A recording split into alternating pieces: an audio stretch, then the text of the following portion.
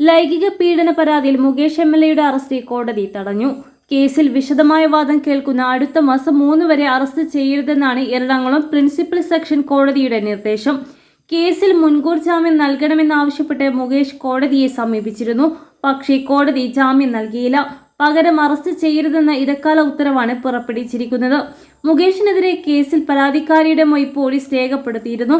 ആലുവയിലെ ഫ്ളാറ്റിൽ വെച്ച് 12 മണിക്കൂർ സമയമെടുത്താണ് പരാതിക്കാരിയുടെ മൊഴി രേഖപ്പെടുത്തിയത്. ജാമ്യമില്ലാ വകുപ്പാണ് ചുമത്തിയിരിക്കുന്നത്.